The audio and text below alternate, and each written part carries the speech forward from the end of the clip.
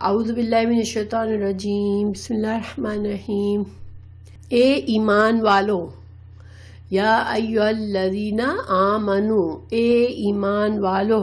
اللہ سبحانہ تعالیٰ جب اس طرح سے کوئی آیت شروع کرتے ہیں تو کوئی اہم حکم ہوتا ہے ہمارے لیے، ہم کو خطاب کیا جا رہا ہے مسلمانوں کو کہ مسلمانوں یہ نیا ایک حکم آ رہا ہے تمہارے لیے۔ یا ایھا الذین آمنو اذا تداینتم، میں ایک ورڈ کا نہیں کر رہی ہوں آج کیونکہ بہت لمبی آیت ہے تو جملے کر رہی ہوں۔ اذا تداینتم، جب تم باہم لین دین کرو ایک دوسرے سے، جب تم لین دین کرو کس چیز کا؟ قرض کا۔ دین کہتے ہیں قرض کو، ٹھیک ہے؟ تو الی اجل مسمی، تو ضروری کیا ہے کہ اس کی میعاد مقرر کر لو، کیونکہ ہم نے پیچھے پڑھا کہ سود حرام ہے، ٹھیک ہے؟ اب انسان کو ضرورت پڑ جاتی ہے نا پیسوں کی، بعض اوقات اس کو کوئی ایسا کام آ جاتا ہے، ایسی ضرورت آ جاتی ہے، اس کے پاس نہیں ہے تو وہ قرض لیتا ہے۔ تو پہلے کیا ہوتا تھا کہ قرض لینے والا سود بھی دیتا تھا اصل کے علاوہ، اب سود منع ہو گیا تو اب قرض دینے والے کو تو کوئی بھی دنیا کا تو فائدہ نظر نہیں آتا کسی کو قرض دینے میں، ظاہری بات ہے، اس لیے کہ کسی کو ہم دیتے ہیں پیسے، ہمارے پیسے اتنے عرصے تک اس کے پاس رہتے ہیں، ہم اسے استعمال نہیں کر سکتے۔ لیکن اسلام نے قرض کو پسند فرمایا، یعنی قرض کسی کی ضرورت مند کو قرض دینا یہ اچھی بات ہے، یہ مدد، اس طرح سے معاشرے میں ایک دوسرے کی مدد ہوتی ہے۔ اور اللہ تعالیٰ نے اپنی جو نعمتیں ہیں، رزق ہے، وہ اللہ تعالیٰ نے سب کو برابر نہیں دیا ہے، تو لیکن قرض کے لیے مدت مقرر کرنا ہوتا ہے، کیونکہ انسان کسی کو ضرورت مند کو ادھار دیتا ہے تو اس سے یہ وعدہ لیا جاتا ہے کہ تم یہ ادھاری میری اس وقت تک پوری کر دو گے، یا پھر اوقات انسان اپنے بہن بھائیوں کو دیتا ہے، قریبوں کو دیتا ہے، تب بھی مقرر کا تعین اچھا ہوتا ہے، مقرر ہوتا ہے تو انسان کو، لینے والے کو بھی یہ ہوتا ہے کہ مجھے اس وقت تک یہ پیسے دینے ہیں۔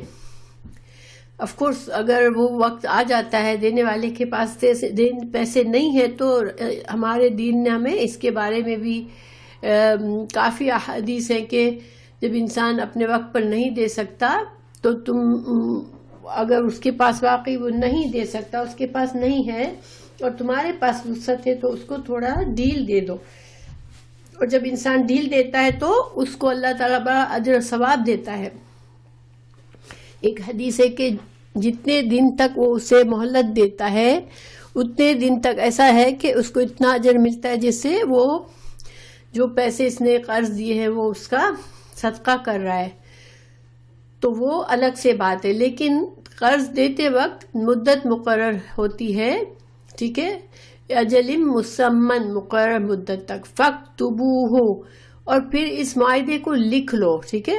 کہ میں نے فلاں کو اتنا قرضہ فلاں نے لیا ہے اور اس قرضے کو اس نے اتنے عرصے میں پے کرنے کا کہا ہے، ٹھیک ہے؟ تو یہ لکھنا ضروری ہے، یہ بیکاز اللہ تعالیٰ یہ حکم دے رہے ہیں کہ لکھ لو۔ ہمارے معاشرے میں اب ایسی عادت ہو گئی کہ کسی رشتہ دار کو دیتے ہیں اور ہم کہتے ہیں بھائی لکھ لو، تو ان کو برا لگ جاتا ہے کہ لو ہم پر بھروسہ نہیں ہے، لیکن یہ اللہ تعالیٰ ہمیں تعلیم دے رہے ہیں کہ قرض جب دو تو لکھ لو۔ وَلْيَكْتُبْ بَيْنَكُمْ كَاتِبٌ بِالْعَدْلِ، اور چاہیے کہ لکھے تم دونوں کے درمیان، یعنی دونوں کے درمیان، جو قرض لینے والا اور دینے والے کے درمیان جو بھی شرائط طے ہو رہی ہے کہ اتنا پیسہ ہے، اتنے عرصے میں دینا ہے، اتنی مہلت، جو کچھ بھی شرائط ہے ان کو لکھنا ہے۔ کاتب، لکھنے والا، بالعدل، عدل کے ساتھ، لیکن ظاہری بات ہے کہ اس میں سود نہیں ہوگا کہ پیسہ اتنے پیسے پہ اتنا سود، جتنا پیسہ دیا ہے اتنا ہی واپس لیا جائے گا۔ تو ولا یابا، اور نہ انکار کرے، کاتب، لکھنے والا، ان، یہ کہ یکتبا کہ وہ لکھے، کما جیسے کہ علمہ اللہ اللہ نے اسے سکھایا ہے، فلیکتب بس چاہیے کہ وہ لکھے، کیونکہ یہ قرآن ہر زمانے کے لیے۔ اب اس زمانے میں ہر انسان پڑھا لکھا نہیں ہوتا تھا، ہر انسان کو لکھنا نہیں آتا تھا، تو کوئی ایسا بندہ جس کو اللہ نے لکھنے کا علم دیا ہے اس کی سروسز لی جائے، اس سے کہا جائے بھائی تم ہمارے اس معاہدے کو لکھ دو، اور لکھنے جس سے کہا جا رہا ہے وہ بھی انکار نہ کرے، ٹھیک ہے؟ کیوں نہ انکار کرے؟ کیونکہ یہ اللہ نے اس کو علم کی نعمت دی ہے کہ وہ لکھ سکتا ہے، تو وہ اس اللہ کی اس نعمت کو اپنے پاس چھپا کر اس کو لوگوں کے لیے فائدہ مند نہیں بناتا، لوگوں کی ضرورت میں کام نہیں آتا، تو پھر یہ صحیح نہیں ہے۔ تو اس لیے جس سے کہا جائے کہ بھائی تم لکھ دو تو وہ بھی انکار نہ کرے۔ وَلْيُمْلِلْ اور چاہیے کہ لکھوائے، کون؟ الذی وہ شخص، علیہ الحق جو کہ مقروض ہے، جو قرض لے رہا ہے، وہ اس کی ذمہ داری ہے کہ وہ خود لکھوائے یا لکھ کر دے، یا اگر اسے لکھنا نہیں آتا تو وہ لکھوائے، یعنی وہ شور کرے کہ لکھا جا رہا ہے اس بات کو، یہ مطلب ہے کہ اس کی ذمہ داری ہے کہ اب اس نے ایک قرض لے رہا ہے کسی کا، تو وہ اس کو لکھوائے۔ اس میں وہ بعض اوقات قرض لینے والے ہی کو برا لگتا ہے کہ لو لکھ کیوں رہے ہو، تو یہاں پر اللہ تعالیٰ فرما رہے ہیں کہ اس کو چاہیے کہ وہ خود لکھوائے خوشی سے اپنے۔ وَلْيُمْلِلِ الَّذِي عَلَيْهِ الْحَقُّ وَلْيَتَّقِ اللَّهَ رَبَّهُ وَلَا يَبْخَسْ اور لکھواتے وقت کسی چیز کی کمی نہ کرے، اللہ سے ڈرے کہ وہ مثال کے طور پر قرض دینے والے کو پتہ نہیں ہے کیا لکھا جا رہا ہے، اس کو لکھنا پڑھنا نہیں آتا، تو اب قرض لینے والا شور کرے کہ وہ کوئی چیز میں کمی نہیں کر رہا، پوری بات لکھوا رہا ہے، ٹھیک ہے؟ اماؤنٹ میں یا مدت میں یا کسی چیز میں کچھ بھی کمی کوتاہی نہیں کر رہا، اچھی طرح سے ہر چیز لکھوا رہا ہے یا لکھ رہا ہے۔ منہ شیء ان کے شرائط میں سے، اس معاہدے کی شرائط میں سے کوئی چیز کمی نہ کرے۔ فَإِنْ كَانَ الَّذِي عَلَيْهِ الْحَقُّ اگر کہ جو قرض لینے والا ہے جس کے اوپر اللہ نے یہ ذمہ داری ڈالی ہے کہ لکھوائے، وہ سفیہن وہ بیوقوف ہے، او ضعیفن یا کمزور ہے، او لا یستطیع اور یا اس کے اندر استطاعت نہیں ہے، ان یہ کہ یمل کہ وہ املا کروائے، وہ بتائے لکھنے والے کو بتائے کہ یہ لکھو یہ لکھو یہ لکھو، وہ فَلْيُمْلِلْ تو چاہیے کہ املا کرائے، وَلِيُّهُ اس کا سرپرست، بالعدل عدل کے ساتھ۔ اب مثال کے طور پر کوئی شخص بوڑھا ہے مگر اب اس کے ابھی بچے اتنے بڑے نہیں ہیں، وہ قرض لے رہا ہے، اب اس کو اتنی سمجھ نہیں ہے، یا ویسے ہی بعض لوگ تھوڑے بیوقوف ہوتے ہیں مگر ضرورت تو سب کو ہوتی ہے نا، یا پھر اس کے اندر یہ استطاعت نہیں ہے کہ پراپرلی لکھوا سکے، تو اب جو ہے اس کا جو بھی ذمہ دار ہے، ولی وہ ہوتا ہے جو کہ سرپرست ہوتا ہے، کسی کی ذمہ داری اپنے اوپر لیتا ہے، تو اب جو قرض لینے والا ہے اس کا کوئی سرپرست ہے جو اس کے معاملات کی ٹیک کیئر کرتا ہے، وہ پھر عدل کے ساتھ اس چیز کو لکھوائے، اس معاہدے کو، قرض کے معاہدے کو، ٹھیک ہے؟ وَلْتَشْهِدُوا شَهِيدَيْنِ اور گواہ بنائے لیا جائے، دو گواہ، اور اس لین دین پر دو گواہ بھی مقرر کرنے، ٹھیک ہے؟ من رجالکم یعنی تمہارے میں سے، یعنی کہ مسلمانوں میں سے دو مسلمان شخصوں کو تم جو کہ قابل اعتماد ہے، جن پر تم کو بھروسہ ہے کہ ان کو ہم گواہ بنا سکتے ہیں، ایسے لوگوں کو گواہ بنا لو، دو مردوں کو۔ فَإِلَّمْ پھر اگر نہ یکونا ہو دو رجلین دو مرد نہ ملے تم کو ایسے جن پر تم بھروسہ کرتے ہو، جو کہ سمجھدار لوگ ہیں، مسلمان ہیں، تو پھر کیا کرو؟ فرجل تو ایک آدمی کو لو، ایک گواہ کو لو، مرد کو، وامرأتان اور دو عورتوں کو لے لو، ممن ان میں سے ترداؤنا تم پسند کرتے ہو من الشہداء گواہوں میں سے 2 ایسی عورتوں کو گواہ بناؤ جن کو تم سمجھتے ہو کہ ہاں یہ گواہ بنانے کے قابل ہیں، یہ ذمہ دار عورتیں ہیں، یہ صحیح گواہی دیں گی وقت پڑا تو. اور گواہوں کی کیوں ضرورت ہے کہ تاکہ کبھی خدا نخواستہ آپس میں اختلاف ہوا، دینے والا یہ کہے نہیں میں نے یہ دیا تھا، لینے والا یہ کہے نہیں میں نے یہ لیا تھا، نہیں مدت کے بارے میں جھگڑا ہوا، کسی بارے میں جھگڑا ہوا، تو پھر گواہوں کو آنا پڑے گا گواہی دینے کے لیے کہ نہیں ہم موجود تھے اور یہ معاہدہ بنا تھا. دیکھیے لکھا ہوا تو ہے، لیکن لکھی ہوئی چیز اگر کسی طرح سے ضائع ہو گئی یا کچھ ہوا یا اس وقت موجود نہیں ہے تو پھر ان گواہوں کو گواہی دینی پڑے گی، اس سے فیصلہ ہوگا. تو پھر اور وہ گواہ تم ایسے چوز کرو گے جن پر تمہیں بھروسہ ہے کہ یہ وقت ضرورت تمہارے لیے صحیح گواہی دیں گے.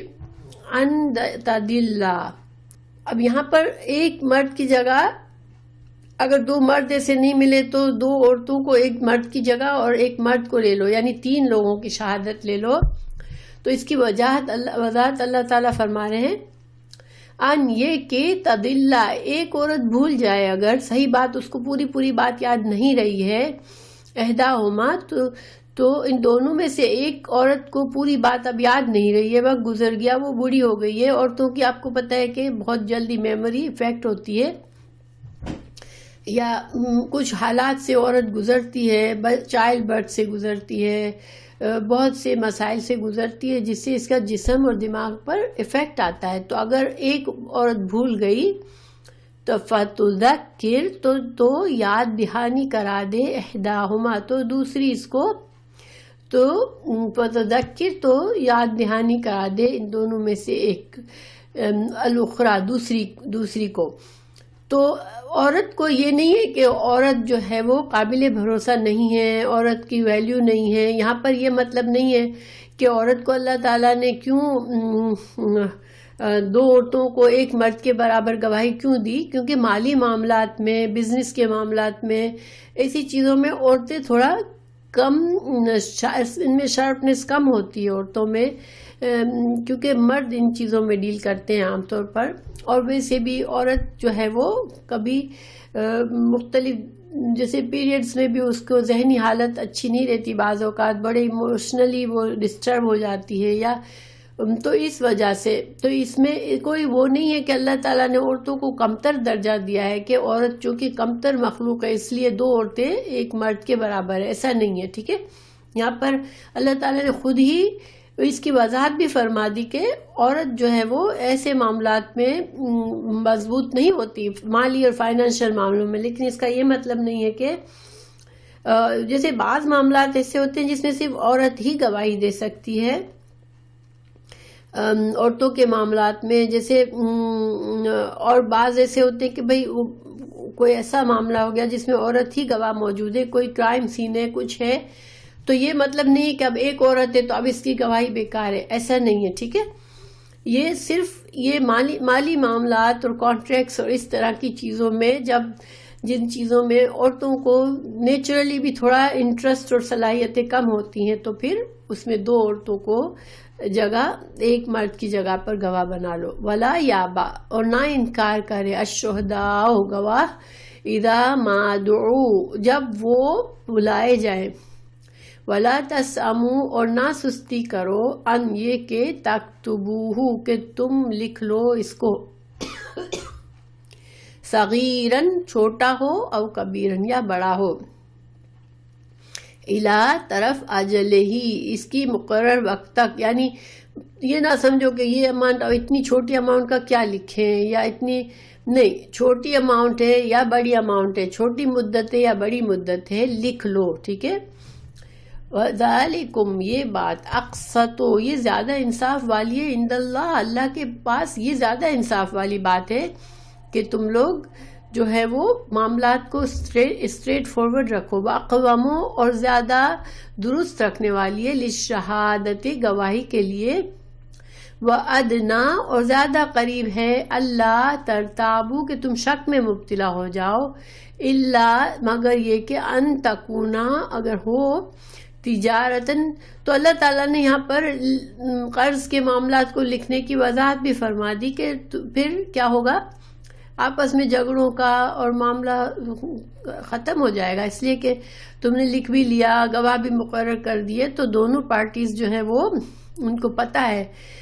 بعض اوقات انسان قرض جو مقروض ہوتا ہے اس کو دل کمزور ہونے لگتا ہے کہ اب میرے پاس نہیں ہے، اور وہ کہیں بہانے نہ بنانے لگے کہ نہیں تم نے تو مجھے 2 سال کے لیے دیا تھا یا 3 سال کے لیے دیا تھا، جبکہ کانٹریکٹ 1 سال کا ہو یا اماؤنٹ میں بھی فرق ہو، اور اس سے کیا ہوگا کہ مسلمانوں کے آپس کے معاملات خراب ہو جائیں گے، رشتہ دار ہے تو رشتہ خراب ہو جائے گا۔ اس وجہ سے شک کو نکال دیا۔ اسلام جو ہے وہ شک کی چیزوں کو پسند نہیں کرتا، جن باتوں میں شک ہو شک کو دور کر لو۔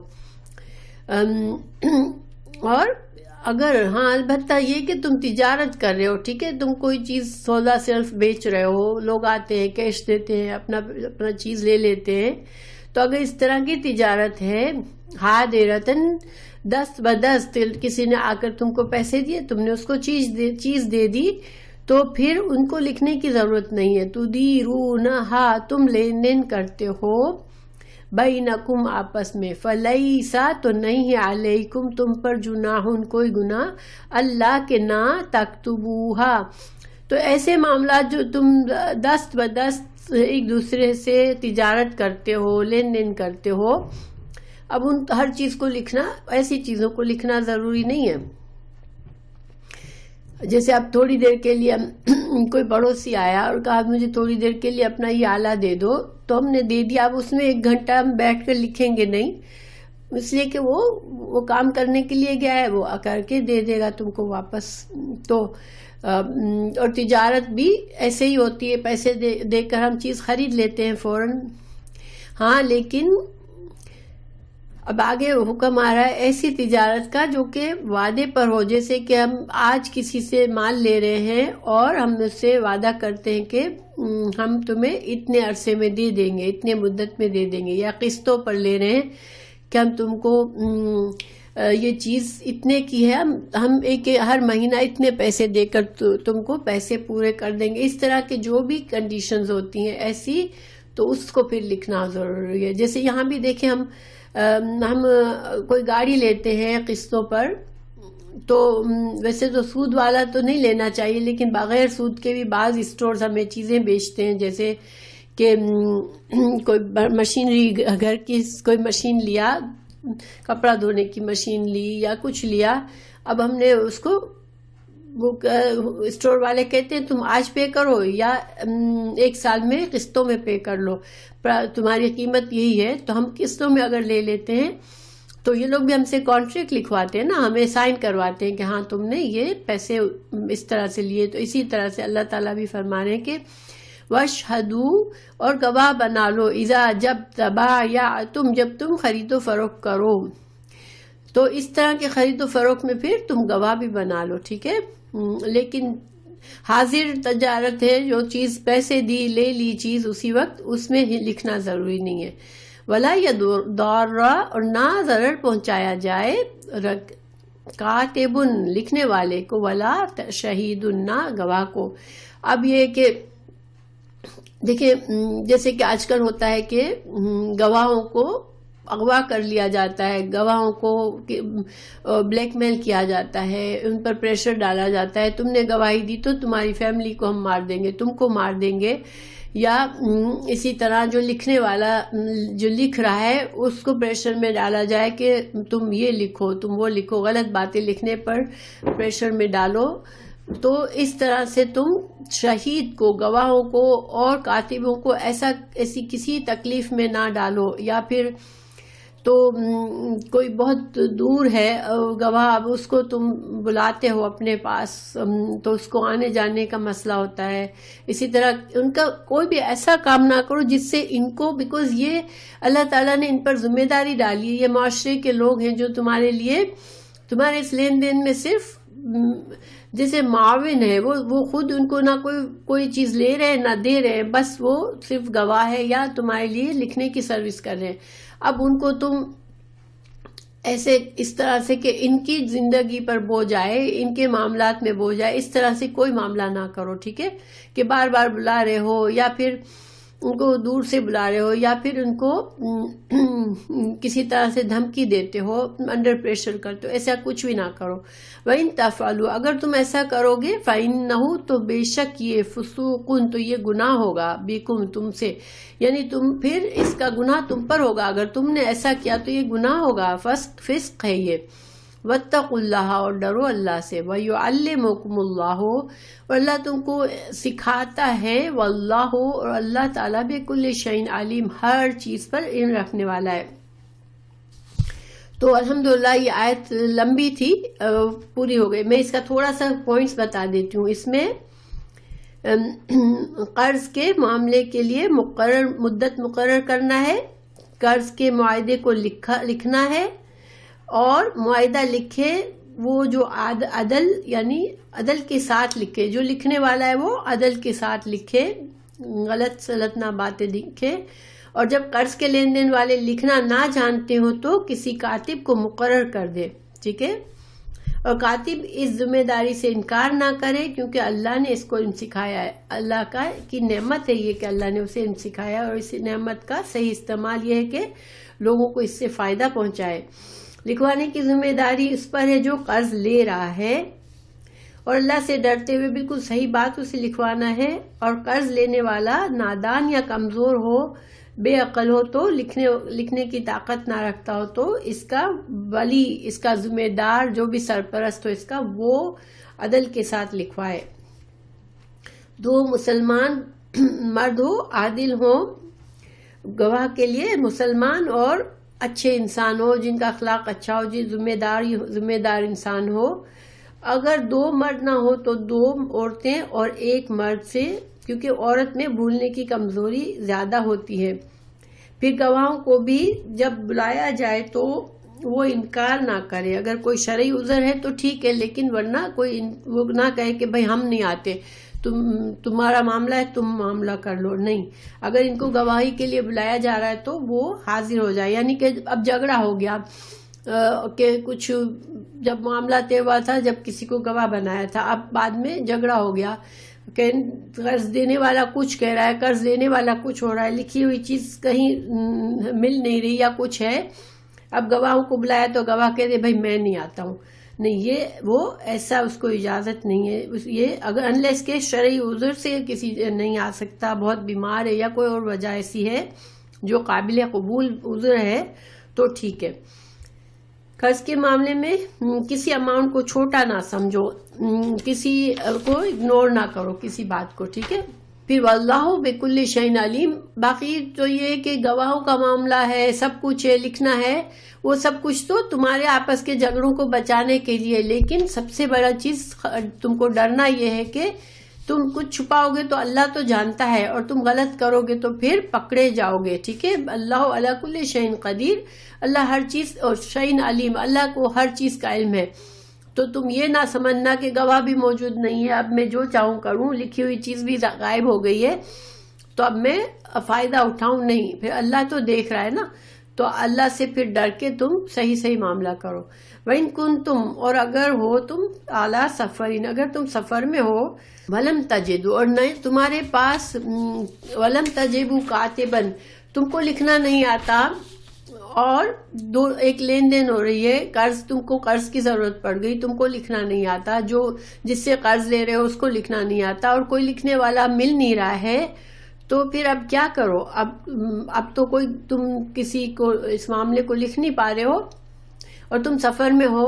سفر میں تم ایسے گواہ بھی کہاں سے لاؤ گے جو وقت پر تمہارے لیے آئیں گے؟ اب کیا کر سکتے ہو؟ فریحان، تو رہن رکھنا ہے، مقبوضۃ، قبضہ کیے ہوئے. اب جو آدمی سفر میں اس کو پیسوں کی ضرورت پڑ گئی، اب گواہ بھی نہیں ہے، لکھنا بھی نہیں آتا، اب کیا کرے؟ وہ آدمی اپنی کوئی قیمتی چیز جو کہ قرض دینے والا قبول کرتا ہے کہ ہاں ٹھیک ہے یہ چیز رکھ کے میں تم کو پیسے دیتا ہوں، یا تو انسان بھروسے پہ دے دے. اب یہ کہ بھئی اتنا ہم اس انسان کو نہیں جانتے کہ ہم بھروسہ کر لیں، تو اب کیا کریں، کوئی چیز مسافر اپنا گھوڑا ہے، اگر مسافر کے پاس اگر اپنی کوئی تلوار یا کوئی ایسی چیز ہے، یا کوئی بھی ایسی ڈھال ہے، کوئی ایسی چیز ہے جو کہ قیمتی ہے، جس سے قرض دینے والوں کو تسلی ہے کہ ہاں ہم جو ہے یہ جو ہے قرض، یہ آدمی اپنی چیز ہمارے پاس چھوڑ کے پیسے لے رہا ہے تو وہ اس کو دے دے. اور یہ ایسی چیز کو رہن رکھنا کہا جاتا ہے، جس کو تم اس لیے رکھتے ہو کہ ثبوت کے طور پر کہ ہاں تم اس کو رکھو میری چیز کو، میں جب تمہارے پیسے واپس دوں گا تو تم کو میں اپنی چیز لے لوں گا. ٹھیک ہے. فَإِنْ آمَنَا، لیکن اگر اعتبار کرے بعضکم بعضاً، تم میں سے بعض پر اگر اعتبار کرتے ہیں، فَلْيُؤَدِّ، تو چاہیے کہ ادا کرے، الَّذِي، وہ شخص، اؤتمنا، تم نے جس کو امین بنایا تھا، امانتہ، اس کی امانت. یعنی کہ قرض دینے والا تم سے کوئی رہن کی چیز بھی نہیں لے رہا اور کانٹریکٹ لکھا بھی نہیں گیا، لیکن وہ کہتا ہے اچھا بھائی میں تم پر بھروسہ کرتا ہوں، میں تم کو قرض دے رہا ہوں اور تم مجھے اتنے عرصے میں قرض واپس دے دینا. تو اب اللہ تعالیٰ فرما رہے ہیں کہ جس نے قرض لیا اس کو جاننا چاہیے کہ اس کے مسلمان بھائی نے اس کو بھروسے پر قرض دیا ہے، تو وہ اس بھروسے کا خیال رکھے اور وہ جو ہے یہ جو قرض کی ادائیگی ہے اسے واپس دے دے. ٹھیک ہے. یا پھر یہ سمجھ سکتے ہیں کہ اگر کسی نے اپنی چیز کو رہن رکھا ہے، اب وہ پیسے تو دے دیا واپس آ کے، لیکن اب وہ رہن جس نے رکھا تھا وہ کہے بھائی چیز تو خراب ہو گئی، چیز تو میرے پاس نہیں ہے، چیز تو کھو گئی، تو ایسا بھی نہ کرے. ٹھیک ہے. یعنی دونوں طرف امانت ہے. انسان نے کسی پر بھروسہ کر کے کوئی چیز دی ہے کہ بھائی تم میری یہ چیز سنبھالو اور مجھے پیسے دے دو، تو وہ چیز اصل میں رہن کی چیز استعمال کے لیے نہیں ہوتی ہے. ٹھیک ہے. جو جس شخص کو دی جاتی ہے، رہن رکھی جاتی ہے چیز، وہ صرف ایک جیسے کہ بھروسے کے لیے دی جاتی ہے کہ دیکھو میں اپنی قیمتی چیز چھوڑ کے جا رہا ہوں تو میں واپس آؤں گا اور میں تمہیں قرض دے دوں گا تمہارا. لیکن یہ مطلب نہیں ہے کہ وہ آدمی اس چیز کو استعمال کرنا شروع کر دے. ٹھیک ہے. قرض جس نے دیا ہے اس کو حق نہیں ہوتا کہ وہ رہن شدہ چیز کو استعمال کرے، ورنہ تو پھر سود ہو جائے گا، کیونکہ پیسے تو اس کو واپس مل جانے ہیں، تو وہ اس چیز سے فائدہ اٹھاتا ہے تو یہ اس کا ایکسٹرا ہو جائے گا نفع اور یہ سود ہو جائے گا، اس لیے وہ اس کو استعمال نہیں کر سکتا. ہاں البتہ دیکھیے مثال کے طور پر اب جانور چھوڑا ہے، اب جانور تو ایسی چیز ہے کہ اس کو کھانا کھلانا پڑے گا. اب جس نے قرضہ دیا ہے اب اس جانور کو کھانا کھلاتا ہے، تو پھر اگر وہ دودھ دینے والی بکری ہے یا دودھ دینے والی گائے ہے تو اب کیا کرے کہ اس چارے کے بدلے میں وہ اس کا دودھ استعمال کر لے. تو یہ ہوگا کہ ٹھیک ہے میں اس پر خرچ بھی کر رہا ہوں اور میں اس کو کھانا بھی کھلا رہا ہوں، جب تک میں اس پر خرچ کر رہا ہوں میں اس سے فائدہ بھی اٹھا رہا ہوں، اور جب تک وہ آدمی میرا قرض آ کر واپس دے گا، جب تک یہ جانور میرے پاس ہے تو میں اس جانور کی حفاظت کر رہا ہوں، اس کو کھانا دے رہا ہوں اور اس کے دودھ کو استعمال کر رہا ہوں، یا اگر سواری کا جانور ہے تو اس کے اوپر سواری کر رہا ہوں. اسی طرح سے وزن بوجھ اٹھانے گدھا وغیرہ ہے تو اس کو اگر اپنے کسی کام میں لا رہا ہوں تو میں اس کو کھلاتا بھی ہوں، اس کی ٹیک کیئر بھی کرتا ہوں. اب یہ سود نہیں ہوگا. ٹھیک ہے. لیکن اب جیسے تلوار ہے، ڈھال ہے، کوئی اور ضرورت کی چیز ہے، اس کو چھوڑ کر گیا ہے تو وہ اس کو سنبھال کے بس رکھنا ہے اس کو، کیونکہ اس پر اسے کوئی خرچہ نہیں آ رہا اس کی ٹیک کیئر کرنے کے لیے، تو وہ بس اس کو رکھے گا جب تک کہ آدمی آ کے اپنا پیسہ دے دے گا، قرض کا پیسے واپس اپنی چیز لے کے چلا جائے گا. تو اب مثال کے طور پر اگر زمین ہے، اب زمین ایسی چیز ہے کہ کوئی کہتا ہے دیکھو بھائی میری اتنے ایکڑ زمین پڑی ہے، ٹھیک ہے، میں تم کو اس کے کاغذات دے کے جا رہا ہوں تو تم جو ہے مجھے اتنا قرضہ دے دو.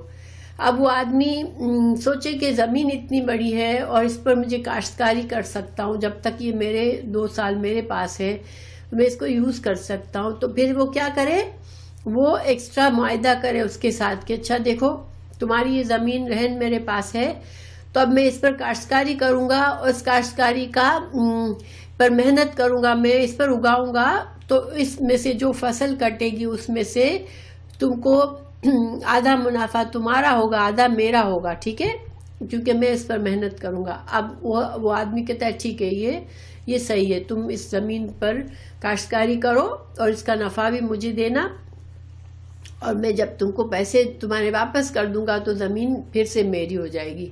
تو یہ جائز ہے، مگر بغیر کوئی انسان بس اس چیز کو یوز کرتا ہے اور اس کو خراب کرتا ہے، یا اس سے تو یہ ایکسٹرا فائدہ اٹھاتا ہے، تو یہ سود کے اس میں آ جائے گا، ٹھیک ہے۔ اب رہن کا یہاں پر تو ہے سفر میں، لیکن سفر کے علاوہ بھی حدیث سے ثابت ہے کہ آپ صلی اللہ علیہ وسلم نے اپنی ذرا کسی یہودی کے ہاں رہن رکھائی تھی، اس سے قرضہ لیا تھا، تو گویا وقت ضرورت انسان جو ہے سامنے والا پیسے تم پر بھروسہ نہیں کرنا چاہتا، وہ کہتا ہے نہیں مجھے تم کوئی چیز دو جبھی میں دوں گا، تو ہم اس کو رہن رکھوا سکتے ہیں، مگر کنڈیشنز شرائط وہی رہے گی جو کہ وہ اس سے فائدہ نہیں اٹھائے گا، اور جب وہ پیسے لے لے گا تو اس کو امانت اس کی واپس دے دے گا۔ ہمارے یہاں ایسے ہوتا ہے کہ زمینیں رہن رکھ کے قرضہ دیتے ہیں زمیندار، بیچارے مداروں کی زمین لے لیتے ہیں، جو ہوتے ہیں کیا کہتے ہیں فارمرز جو ہوتے ہیں، ان کی زمینیں لے کر ان کے کاغذات رکھ کے وہ ان کو قرضہ دیتے ہیں کہ وہ زمین پر اپنی کاشتکاری کر رہے ہوتے ہیں۔ اب وہ اس کو آہستہ آہستہ کر کے تم نے پیسے نہیں دیے، چنانچہ اب تمہاری زمین چلی گئی، تو وہ اس کی زمین پورا ہڑپ کر لیتے ہیں۔ اس طرح سے ظلم ہوتا ہے بہت ہمارے ہاں، لیکن یہ ظلم پھر بڑا مہنگا پڑے گا جنہوں نے ایسا ظلم کیا ہے۔ تو اب یہ ہے وَلْيَتَّقِ اللَّهَ رَبَّهُ، اللہ سے ڈر کے معاملہ کرنا ہے ساری پارٹیز کو، ٹھیک ہے، اللہ کا تقوی کا یہاں پر بات کر دی گئی، گویا کہ اگر تم اس طرح سے لین دین نہیں کرو گے تو پھر اللہ سے ڈرو کہ اللہ تمہاری پکڑ کرے گا۔ گواہوں سے کہا جا رہا ہے وَلَا يَكْتُمُوا الشَّهَادَةَ، اور تم نہ چھپاؤ گواہی کو، جو گواہ بنے ہیں وہ ان معاملات میں آپ جھوٹی گواہی نہ دے یا گواہی کو چھپائے نہ۔ ومن یکتم، اور یکتمھا، جو اس کو چھپائے گا، جو گواہی کو چھپائے گا، فإنہ، تو بے شک وہ آثم، گناہ گار ہے، قلبہ، اس کا دل گناہ گار ہے، واللہ، اور اللہ تعالیٰ، بما، ساتھ اس کے، جو تعملون علیم، جو تم عمل کرتے ہو اللہ بالکل باخبر ہے، اللہ جانتا ہے۔ تو چونکہ انسان جھوٹی گواہی دینے والا یا گواہی کو چھپانے والا اپنے دل میں اس گناہ کو چھپا رہا ہے، دل کا گناہ ہے یہ کہ گواہی چھپا رہا ہے، تو پھر اس کا دل گنہگار ہوتا ہے۔ آپ کو پتہ ہے کہ انسان کے دل کا ہمیں خیال رکھنا، ایک مسلمان کا دل اگر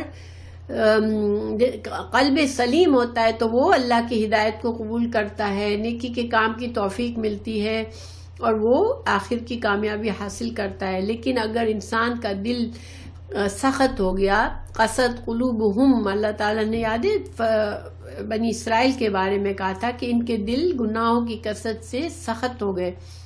تو جب ہم گناہ کرتے ہیں تو دل پر سیاہ دھانے لگتے ہیں اور دھبے لگتے ہیں اور وہ دل سخت ہو جاتا ہے، قلب سلیم نہیں رہتا اور ہدایت سے پھر انسان محروم رہتا ہے اور آخرت میں خسارہ پاتا ہے۔ تو اللہ تعالیٰ نے یہاں پر دل کی حفاظت کرنے کو کہا ہے۔ حدیث سے بھی ہمیں، حدیث اس وقت میرے سامنے نہیں ہے لیکن رسول اللہ صلی اللہ علیہ وسلم نے دل کی حفاظت کی پر تاکید کی ہے کہ اگر تمہارا دل، جسم میں تمہارا ایک ٹکڑا ہے، اگر وہ فاسد ہو گیا تو تمہارا سارا بدن فاسد ہو جاتا ہے، اور اگر وہ صحیح رہا، سلامت رہا تو تمہارا جسم سلامت رہتا ہے، اور وہ دل ہے۔ اور دل کی حفاظت، انسان کا دل ہی جو ہے وہ انسان کو،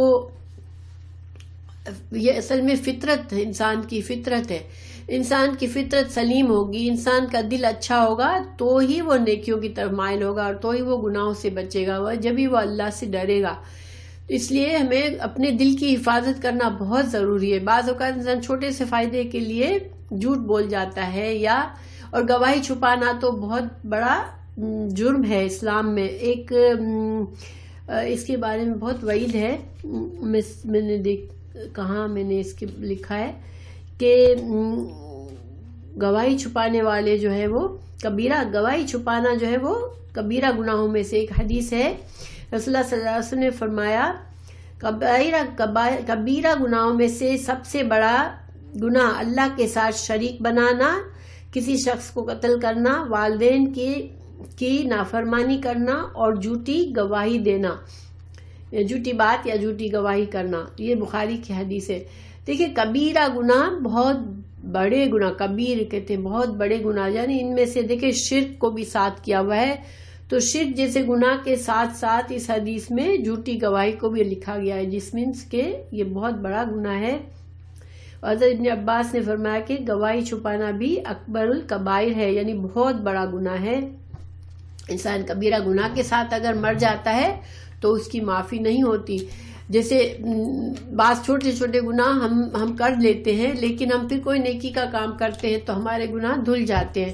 لیکن جو کبیرہ گناہ ہے وہ اخلاص کے ساتھ معافی مانگنے سے اور جو ڈیمیج ہم نے کیا گناہ کر کے اس کو صحیح ریپیئر کرنے سے اور آئندہ کے لیے اپنی اصلاح کرنے سے پھر وہ گناہ معاف ہوتے ہیں. اور اگر گناہ کی حالت میں انسان مر جاتا ہے کبیرہ گناہ کر کے تو یہ اس کا بوجھ اپنے ساتھ لے کے جاتا ہے. مسلمان تھا چاہے وہ نمازی تھا تو کبیرہ گناہوں سے انسان کو ڈرنا چاہیے. اور گواہی چھپانا کبیرہ گناہوں میں سے. پھر اللہ تعالیٰ فرمائے للہ، اللہ کے لیے ہے، ما فی السماوات و ما فی الارض، جو کچھ بھی ہے زمینوں میں اور آسمانوں میں. وَإِن تُبْدُوا، اگر تم ظاہر کرو گے، ما فی انفسکم، جو تمہارے نفسوں میں ہے، او تخفوہ، یا تم چھپاؤ گے، یحاسبکم، تو حساب لے گا تمہارا، بھی ساتھ اس کے اللہ. دل کے چھپے ہوئے گناہ بھی ہے تو اللہ سبحانہ تعالیٰ جو ہے وہ جانتا ہے، کیونکہ وہ آسمان اور زمین ہر چیز کا مالک ہے، اور ہم جو بھی کرتے ہیں وہ اللہ تعالیٰ اس سے باخبر ہے. تو دیکھیں اب یہاں پر جو خطرے والی بات ہے، جو ڈرنے والی بات ہے کہ انسان کے دل کے ارادے، انسان کے اندر کیا ہو رہا ہے. بعض اوقات انسان کے اندر اپنے قریب ترین لوگوں کو بھی نہیں پتا ہوتا کہ ہمارے دل میں کیا چھپا ہوا ہے. اللہ تعالیٰ جانتے ہیں، اور اللہ تعالیٰ فرما رہے ہیں کہ وہ محاسبہ کرے گا. تو سوال یہ ہے کہ کون سی ایسے خیالات ہیں، کون سے ایسے باتیں ہیں جو کہ دل میں ہوتی ہیں پھر بھی اس کا محاسبہ ہوگا. تو جو پختہ ارادے ہوتے ہیں انسان کے، مثلا انسان نے بظاہر اندر دل میں کفر چھپا ہے، بظاہر ایمان کا دعویٰ کر رہا ہے، یا جو انسان کسی نیکی یا بدی کا پورا عزم ہے اس کے دل میں، یعنی انسان کے دل میں پکا ارادہ ہے کہ مجھے یہ کام کرنا ہے، بس وہ موقع کا انتظار کر رہا ہوتا ہے. تو ایسے گناہ جیسے کسی کے مارنے کا، کسی کے زنا کرنے کا، کوئی بھی ایسا بڑا کبائر گناہ کا انسان پکا ارادہ کر کے بیٹھا ہے تو وہ ارادہ جو ہے وہ بھی اس کا بھی محاسبہ ہوگا. یعنی کہ دیکھیں بعض اوقات انسان پکا ارادہ کرتا ہے، پلاننگ کرتا ہے گناہ کی، مگر اللہ تعالیٰ کی مرضی نہیں ہوتی ہے کہ وہ گناہ ہو. کسی کو اگر نقصان پہنچانے کا اس نے پکا ارادہ کیا ہے، کسی کو مارنے کا کیا ہے، تو اب اللہ تعالیٰ اس کو بچا لیتا ہے اور یہ انسان نہیں مار سکتا، نہیں گناہ کر سکتا. تو اس کا یہ مطلب نہیں ہے کہ جس کے دل میں پکا ارادہ تھا گناہ کا وہ بچ گیا. ٹھیک ہے، اس کا محاسبہ ہوگا. وہ تو اللہ کی مرضی نہیں تھی، وہ گناہ نہیں ہوا، لیکن اس کو پکڑا جائے گا. تو اسی طرح چوری، زنا، کفر، یہ ساری چیزیں. ہاں لیکن دیکھیے بعض اوقات انسان کے دل میں بس خیالات آتے ہیں. جیسے مثال کے طور پر کسی پر بہت غصہ آیا تو وقتی طور پر خیال ہے میں اس کو مار ڈالوں.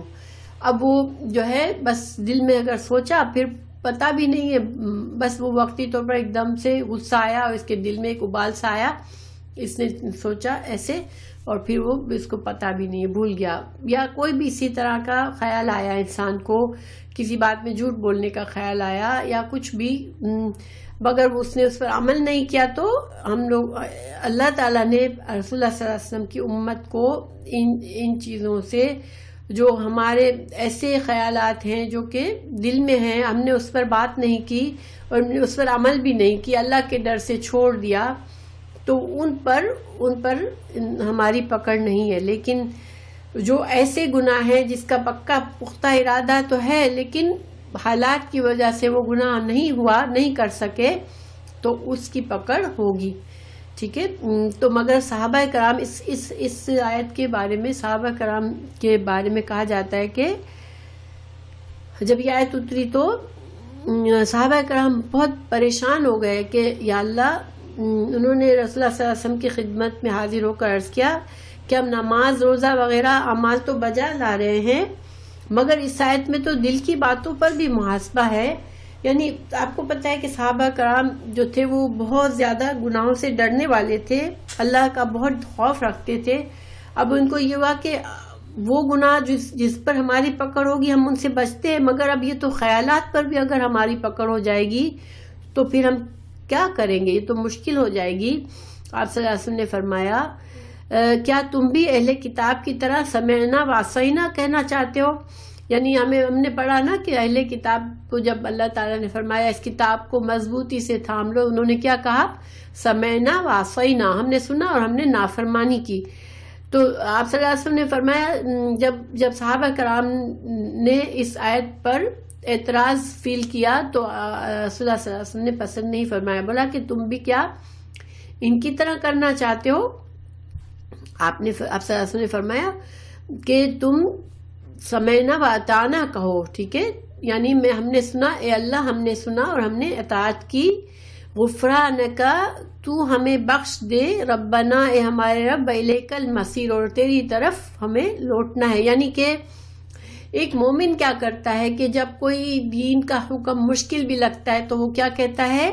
یا اللہ میں نے سنا اور میں نے اطاعت کی. اب پھر اللہ سے معافی کیوں مانگتا ہے کہ اللہ میں کمزور ہوں، اگر مجھ سے کمزوری میں گناہ ہو جائے، مجھے کمزوری میں یہ کام پوری طرح نہ کر سکوں تو مجھے معاف فرما دینا، کیونکہ مجھے تو تجھے تیرے پاس ہی آنا ہے اور تجھے جواب دے ہونا ہے، تو مجھے پکڑنا نہیں میرے اس کمزوری پر. تو مسلمان یہ کرتا ہے. اللہ آپ صلی اللہ علیہ وسلم کے جو صحابہ کرام تھے ان کا رویہ یہ تھا کہ ہم نے سنا اور ہم نے اطاعت کی.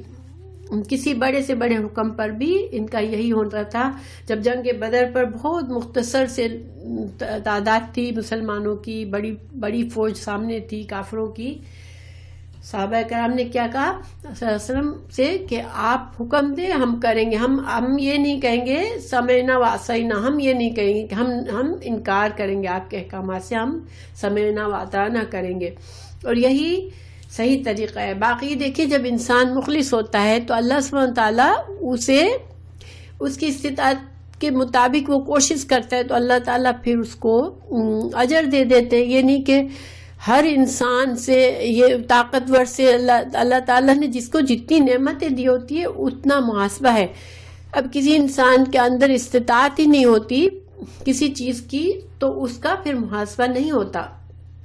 اور اسی بات کو اللہ تعالیٰ آگے کی آیت میں فرمائیں گے. تو بہرحال اللہ تعالیٰ یہاں فرما رہے ہیں کہ اللہ تعالیٰ تمہارے دلوں کا محاسبہ کر سکتا ہے. فَيَغْفِرُ، لیکن وہ بخش دے گا، لِمَن یشاء، جس کو وہ چاہے گا، وَيُعَذِّبُ، وہ عذاب دے گا، مَن یشاء، جس کو وہ چاہے گا.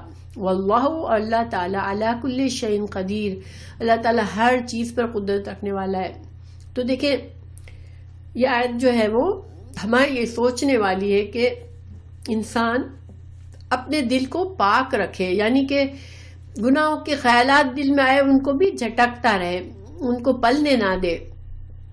کیونکہ پچھلی آیت میں بھی کیا کہا کہ دل کا گناہ ہے.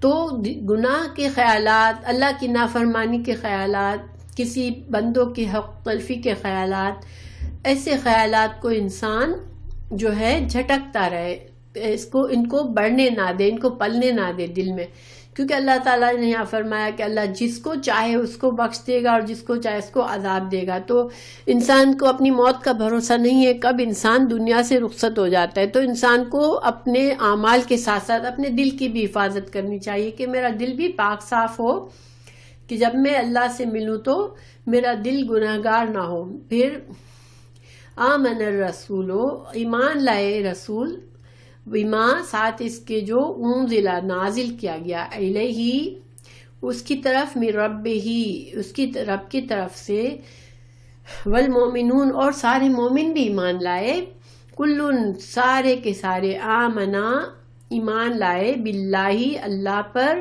وملائکتہ اور اس کے فرشتوں پر، وکتبہ اور اس کی کتابوں پر، ورسلہ اور اس کے رسولوں پر، لا نفرق نہیں ہم فرق کرتے، بین احد کسی ایک کے درمیان، من رسلہ رسولوں میں سے۔ اب یہ ایمان مفصل آ گیا، آپ کو پتہ ہے نا ایمان مفصل کیا ہے؟ اللہ پر ایمان، اللہ کے فرشتوں پر ایمان، اللہ کے رسولوں پر ایمان، اللہ کی کتابوں پر ایمان، ٹھیک ہے؟ اور رسولوں کو یہ نہیں کہ ایک رسول کو مانو دوسرے کو نہیں مانا، جس طرح یہود و عیسائی نے کیا۔ اور قالوا سمعنا، اور جو اللہ تعالیٰ کہے اس پر ہم نے کیا کہا؟ اللہ ہم نے سنا۔ اور یہاں پر سننا کا مطلب کیا ہے؟ اللہ تعالیٰ ہم نے اس بات کو قبول کیا دل سے، اور وطعنا اور عمل سے ہم نے اس کی اطاعت کی، ٹھیک ہے؟ یعنی جب ہمارا طریقہ کیا ہونا چاہیے؟ قرآن اور حدیث ہم جب پڑھتے ہیں تو دل سے قبول کریں ہر حکم کو، اللہ نے یہ حکم دیا ہے، میرے اللہ نے مجھے یہ حکم دیا ہے، ٹھیک ہے، میرا دل سے میں قبول کرتی ہوں۔ پھر انسان اپنی اطاعت کی پوری استطاعت کے مطابق کوشش کرے اس کام کے کرنے کے لیے، ٹھیک ہے؟ کیونکہ اللہ سبحانہ وتعالیٰ جو ہے وہ کسی پر اس کی استطاعت کے سے زیادہ اللہ تعالیٰ اس کو نہیں پکڑتا، جو آگے کی آیت میں آ رہا ہے۔ تو گویا اگر ہم سن لیں اور ہم اطاعت کا ارادہ کریں تو انشاءاللہ اللہ سبحانہ وتعالیٰ ہم سے وہ کام کرا لے گا، اور اگر ہمارے اندر وہ صلاحیت نہیں ہوگی تو اللہ تعالیٰ ہماری پکڑ نہیں کرے گا، کیونکہ پھر ہم استطاعت نہیں تھی ہم میں، تو اللہ سبحانہ وتعالیٰ جانتا ہے کہ اس بندے کو میں نے یہ استطاعت نہیں دی تھی، میں نے اس کو یہ طاقت نہیں دی تھی، تو پھر وہ اس کی پر پکڑ نہیں ہے۔ جیسے مثال کے طور پر جب ہم نماز، جو لوگ نماز کھڑے ہو کے پڑھنا ہے، اگر جو لوگ کھڑے ہو کے نہیں پڑھ سکتے تو پھر وہ بیٹھ کے پڑھتے ہیں۔ اب اللہ تعالیٰ، اب ایک انسان صحت مند ہے، تندرست ہے، کوئی اس میں خرابی نہیں ہے اس کے جسم میں، وہ کہیں نہیں مجھے بیٹھ کے پڑھنی ہے نماز، میں کھڑا ہو کے مجھے مزہ نہیں آتا، تو وہ گناہ ہے۔ لیکن اگر جو انسان کھڑا ہو کے پڑھ ہی نہیں سکتا، اس کے دل میں اچھی فیلنگ بھی نہیں ہوتی کہ میں پراپر سجدہ نہیں کر رہا ہوں یہ وہ، لیکن اب کیا کرے، اس کے اندر کمی ہے، تو اللہ تعالیٰ اس سے یہ حساب نہیں کرے گا کہ کیوں میں نے تو کھڑے ہو کے پڑھنے کو کہا تھا، تم نے کیوں بیٹھ کے پڑھا۔ اسی طرح جو بیمار ہے، روزہ نہیں رکھتا، اور رمضان کے روزے فرض ہے سب پر، تو چونکہ اللہ سبحانہ تعالیٰ نے رخصت دی ہے کہ بیماری میں ہم روزے کو قضا کر سکتے ہیں، یا اگر پرماننٹ بیماری ہے تو اس کا کفارہ ادا کر سکتے ہیں۔ تو بہرحال اللہ سبحانہ تعالیٰ نے ہمارا رویہ کیا ہونا چاہیے؟ سمعنا واطعنا۔ اللہ ہمارا خالق ہے، وہ جانتا ہے کہ ہم کس چیز کی استطاعت ہے ہمارے اندر اور کس چیز کی نہیں ہے، اور ہماری پکڑ اتنی ہی ہے جتنی ہمارے اندر استطاعت ہے۔ تو لا یکلف اللہ نہیں، اور یہ جو غفرانک جو ہے نا، اس کا مطلب ہے اے اللہ مجھے بخش دے، ٹھیک ہے، میں تیری بخشش چاہتا ہوں۔ یہ اس کا ایک چھوٹا انداز ہے، یہ بولنے کا طریقہ ہے، اس میں خاص اشارہ ہے۔ دیکھیں جب انسان اس میں ایک اخلاص ظاہر ہوتا ہے کہ جو مسلمان ہے وہ پڑھتا ہے، وہ سنتا ہے اللہ کی آیت کو، اس کا دل تیار ہو جاتا ہے کہ ہاں اللہ نے مجھے حکم دیا ہے میں کروں گا، اور پھر وہ اطاعت کے لیے تیار ہوتا ہے۔ لیکن پھر اس سے کوئی اندر کمی کوتاہی ہو جاتی ہے، وہ ایک دم سے تڑپ اٹھتا ہے، یا اللہ تو مجھے بخش دے، میری تو اندر کمی ہے، میرے اندر استطاعت ہے کہ میں نہیں کر سکا، کوئی غلطی ہو گئی، کوئی گناہ ہو گیا، اس کام میں کوئی کوتاہی ہو گئی تو وہ بے چین ہو جاتا ہے کہ میں نے تو وعدہ کیا تھا اللہ سے، اللہ میں نے سنا اور میں نے اطاعت کی، اب میں نے کیسے یہ کام غلط کر دیا، کیسے میں نے یہ گناہ کا کام کیا. تو وہ تڑپ اٹھتا ہے مسلمان اور وہ اللہ کی طرف پلٹتا ہے، اللہ مجھے بخش دے، تیرے ہی طرف لوٹنا ہے. تو یہ بڑا مؤثر انداز ہے. ٹھیک ہے، یہ جو طریقہ ہے غفرانک، ایک دم سے جیسے انسان جذبات میں آ گیا، اللہ مجھ سے غلطی ہو گئی، میں نے وعدہ توڑ دیا، میں نے سمینا وطانہ نہیں کر سکا، تو فوراً سے وہ بندہ تڑپ کر اللہ کی طرف آتا ہے. تو غفرانک بجائے اس کے لمبا جملہ کہے اے اللہ مجھے بخش دے، چھوٹے جملے میں بات کر لی. ٹھیک ہے، تو یہ جب انسان ایک دم سے جذبات میں ہوتا ہے تو دیکھیں کسی بھی زبان میں وہ ایک دم سے چھوٹا سے پوری بات بھی نہیں کر سکتا، مگر چھوٹی بات کر کے اپنا مدعا بیان کرتا ہے. تو یہ انداز ہے یہاں پر ماشاءاللہ. قرآن کی زبان جو انسان سمجھتا ہے اس کو یہ خاص فائدے ہوتے ہیں کہ وہ ان چیزوں کو سمجھ سکتا ہے. پھر لا یکلف اللہ نفسا الا وسعها، اللہ تعالیٰ نے یہاں تسلی دے دی کہ تم نے سمینا وطانہ تو کر لیا ہے، مگر یہ مت سمجھو کہ اب ہر انسان کو ایک ہی ڈنڈے سے ہانکا جائے گا. ٹھیک ہے، جتنے احکامات ہیں وہ تمہاری استطاعت کے مطابق تم کو دیکھے گا، تمہارے اوپر کوئی تمہارا جو تم اس سے زیادہ مکلف نہیں ہو جتنا تمہارے اندر استطاعت ہے. مگر یہ کہ استطاعت کا فیصلہ کون کرے گا؟ اللہ کرے گا، کیونکہ اللہ کو علم ہے. ہم بہانے بنائیں گے تب بھی اللہ جانتا ہے کہ یہ بندے کے اندر قوت تو ہے، استطاعت ہے، مگر وہ بہانے ڈھونڈ رہا ہے. یہ جو ہے یہ اللہ نہیں پکڑے گا ہماری استطاعت سے زیادہ، تو یہ استطاعت کا فیصلہ اللہ سبحانہ تعالیٰ پر ہے. بندہ ڈرتا رہے اپنی طرف سے کہ مجھ سے کوتاہی نہ ہو جائے، اور وہ اپنے اخلاص سے کوشش کرے اس عمل کرنے کے لیے. ٹھیک ہے، تو اللہ تعالیٰ نے فرمایا کہ کسی کی وسعت کے سے زیادہ اللہ اس کو مکلف نہیں بنائے گا. لہا ما کسبت وعلیہا ما اکتسبت، جو گزر گئے باپ دادا نے، ہماری جو اگلی قومیں گزر گئی، اب انہوں نے جو عمل کیا وہ ان کی کمائی تھی. وما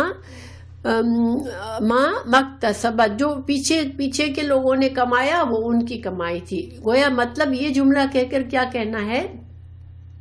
دیکھیں اگر ہم غور کریں، انسان کو ہمیشہ اپنے باپ دادا کا خیال رہتا ہے، میرے باپ دادا کا یہ طریقہ تھا، میرے باپ دادا اس طرح سے دین کو سمجھتے تھے. اور یہ بھی ایک رکاوٹ ہوتی ہے کہ وہ اگر اس کو کبھی کبھار یہ ہوتا ہے کہ باپ دادا نے یہ غلط چیزوں پر تھے، ان کو پتہ نہیں تھا، ان کو علم نہیں تھا، ان کو ہدایت نہیں تھی، کچھ بھی تھا. اب ہم وہ باپ دادا کی شان کا پکڑ کر ہم بیٹھیں گے کہ ہم جو ہیں بس ہمارے باپ دادا کے طریقے پر ہم تھے، اگر ہم اس طریقے کو بدلیں گے تو گویا ہم ان کے طریقے کو غلط ثابت کر رہے ہیں. تو یہ ہمیں اس کی ضرورت نہیں ہے. جو گزر گیا وہ انہوں نے اپنا کما لیا. ہمارے سامنے اگر صحیح بات آتی ہے تو ہم کو اس صحیح بات کو لے کر ہم اس کو چلنا ہے. ہمیں اس چیز سے رکاوٹ نہیں آنی چاہیے. اور سب سے بڑی رکاوٹ لوگوں کو یہی ہوتی ہے کہ میرے خاندان کا طریقہ یہ ہے، میرے لوگ کیا کہیں گے، میں اپنا طریقہ بدلوں تو نہیں. اگر لوگ غلط تھے، تم کو اب صحیح طریقہ آ گیا، تو پھر تم کو اپنا صحیح طریقہ جو اللہ کی کتاب سے ثابت ہوتا ہے، اللہ کے رسول صلی اللہ علیہ وسلم کی تعلیمات سے ثابت ہوتا ہے، بس اب اس کو تم کو پکڑ لینا ہے. ربنا، اے ہمارے رب، لا تؤاخذنا، نہ تو ہمیں پکڑنا، ان نسینا، اگر ہم بھول جائے، اب اخطأنا، اب اگر ہم خطا کر لیں.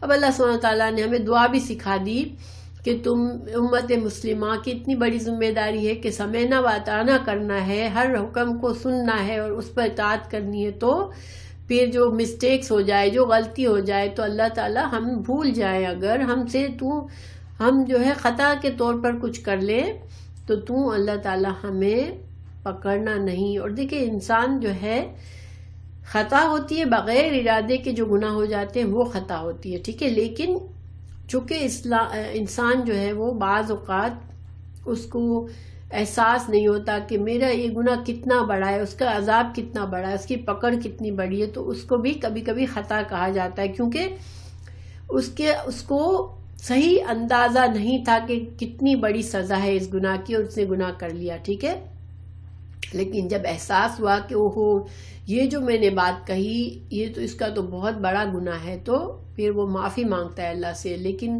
بعض اوقات اسے احساس بھی نہیں ہوتا، ہم گناہ کر جاتے ہیں، ہمیں نہیں پتا کہ ہم نے کتنے کبیرہ گناہ کر لیے صرف زبان چلا کر ہی. تو اب کیا کریں؟ اللہ سے یہاں دعا مانگ رہے، اللہ ہم بھول جائیں، ہم سے خطا ہو جائے تو ہمیں نہ پکڑنا، ہمارا مواخذہ نہ کرنا. ربنا، اے ہمارے رب، ولا تحمل علینا اسرا کما حملتہ علی الذین من قبلنا، یا اللہ ہم سے پہلے لوگوں پر جو بھاری احکامات آئے. پتہ ہے نا کہ بنی اسرائیل کو چونکہ ان کا وہ بہت زیادہ حجت کرتے تھے، اپنے رسولوں سے بہت زیادہ ہیلا سازی کرتے تھے، دین کے بارے میں بہت زیادہ ان کا اعتراضات ہوتے تھے، تو اللہ تعالیٰ نے ان کے احکامات کو بہت سخت کر کے رکھا تھا.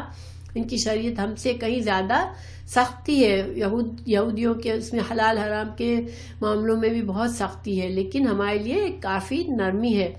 تو ہم یہاں دعا کریں اللہ تعالیٰ جس طرح ان لوگوں پر ان پر جو بوجھ آئے، جو مشکل شریعت آئی، اللہ ہماری شریعت کو آسان کرنا ہمارے لیے. اور اللہ تعالیٰ نے کیا ہے، ہماری جو شریعت ہے بہت آسان ہے، اور اس میں بہت سی رخصتیں ہیں انسان کی کمزوریوں کی وجہ سے، حالات کی وجہ سے. پھر ربنا، اے ہمارے رب، ولا تحملنا، نہ تو اٹھوا ہم سے، ما لا طاقت لنا لہ، جس کی طاقت نہیں ہے، ایسا بوجھ ہم سے نہ اٹھانا. اللہ ہم پر ایسی آزمائش نہ ڈالنا کہ جو ہم اس پر پورے نہ اتر سکے. واعف عنا، اور ہم سے درگزر فرما، جب ہم سے کمی کوتاہی ہو جائے تو ہم سے درگزر فرما. واغفر لنا، اور ہمارے گناہوں کو چھپا دے، بخش دے. ورحمنا، اور ہم پر رحم فرما. انت مولانا، تو ہمارا مولا ہے.